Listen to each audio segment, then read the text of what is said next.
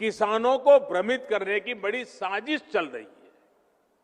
उन्हें डराया जा रहा है कि नए कृषि सुधारों के बाद किसानों की जमीन पर दूसरे कब्जा कर लेंगे।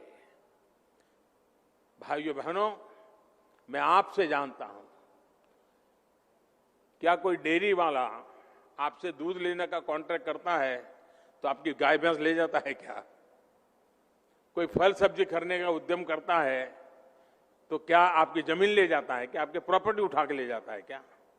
साथियों, हमारे देश में डेयरी उद्योग का योगदान कृषि अर्थव्यवस्था के कुल मूल्य में 25% से भी ज्यादा है। ये योगदान करीब करीब 8 लाख करोड़ रुपए होता है। दूध उत्पादन का कुल मूल्य अनाज और दाल के कुल मूल्य से भी ज्यादा होता है। इस व्यवस्था में पशुपालकों को आजादी मिली हुई है। आज देश पूछ रहा है कि ऐसी ही आजादी अनाज और दाल पैदा करने वाले छोटे और सीमांत किसानों को क्यों नहीं मिलनी चाहिए? साथियों, हाल में हुए कृषि सुधारों की मांग बरसों से की जा रही थी। अनेक किसान संगठन भी पहले ही मांग करते थे कि अनाज को कहीं पर भी बेचने का विकल्प दिया जाए। आज जो लोग विपक्ष में बैठकर किसानों को भ्रमित कर रहे हैं, वो भी अपनी सरकार के समय इन कृषि सुधारों के समर्थन में थे, लेकिन अपनी सरकार के रहते वो निर्णय नहीं ले पाए, किसानों को झूठे दिलासे देते रहे।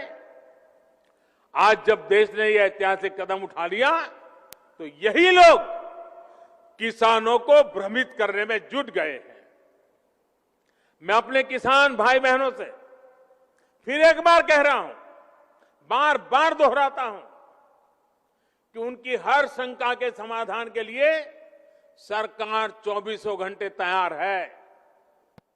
किसानों का हित पहले दिन से हमारी सरकार की सर्वोच्च प्राथमिकताओं में से एक रहा है।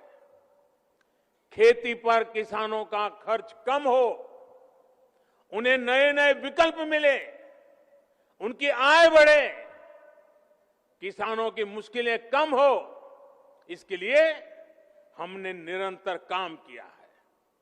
मुझे विश्वास है हमारी सरकार की ईमानदार नीयत, हमारी सरकार के ईमानदार प्रयास, और जिसको करीब करीब पूरे देश ने आशीर्वाद दिए हैं, देश के हर कोने के किसानों ने आशीर्वाद दिए हैं। मुझे विश्वास है कि किसानों के आशीर्वाद की ये ताकत, देश भर के किसानों के आशीर्वाद की ताकत, जो भ्रम फैलाने वाले लोग हैं,